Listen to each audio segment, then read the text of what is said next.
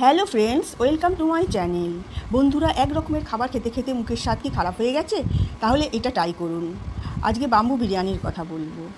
আপনারা বাঁশের টুকরো গ্রাম সাইড থেকে আনাতে পারেন বা বাজারেও পেয়ে যাবেন। মধ্যখানটা একদম ফাঁপা হবে, সেই বাঁশের টুকরোগুলো নিতে হবে। নিয়ে ভালো করে জল দিয়ে ধুয়ে নিতে হবে। প্রথমে চিকেন নিয়ে দই দিয়ে ভালো করে মেখে 20 মিনিট রেখে দেবেন। 20 মিনিট পর ওর মধ্যে নুন, সাদা তেল, লঙ্কার গুঁড়ো 1 চামচে, আদা 2 চামচে বাটা, বড় পেঁয়াজ দুটো সাইজের বড় পেঁয়াজ দেবেন, আর রসুন 8 থেকে 10 কোয়া বেটে নেবেন। আর বিরিয়ানি মশলা 3 চামচে, ধনেপাতা আর কিছুটা, আর লেবু 1/2 চামচের রস, কেওড়া জল 1.5 চামচে, সব দিয়ে মেখে আরও 10 মিনিট রেখে দিতে হবে। দেওয়ার পর ওইটাকে কড়াইতে সাদা তেল দেবেন, দিয়ে একটুখানি তেজপাতা আর গরম মশলা ফোড়ন দিয়ে মাংসটাকে ভালো করে কষিয়ে নামিয়ে নেবেন।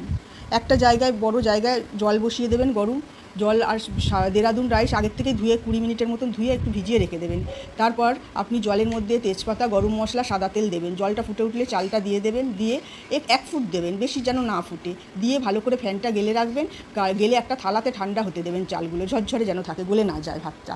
এরপর ওই চালটার মধ্যে মাংস যেটা কষে রেখেছেন সেগুলো দিয়ে মাখবেন। 3 চামচের মতন ঘিও দিয়ে দেবেন। আর বাঁশের মধ্যে 1/2 কাপের মতো জল দিয়ে দিতে হবে। মাখা চিকেন, চাল সব দিয়ে দিতে হবে বাঁশের ওই মুখের মধ্যে।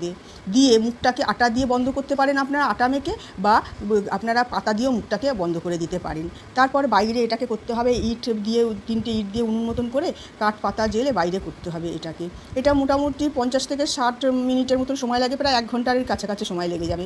এটা বাঁশটা পুড়ে ছাই বাইরেটা মতন হয়ে যাবে। তারপর দেখবেন হয়ে গেছে বন্ধুরা। খেতে খুব সুন্দর হয়, যেমন গন্ধ বেরোয় তেমন খেতে খুব ভালো লাগে। একবার ট্রাই করে দেখবেন বন্ধুরা।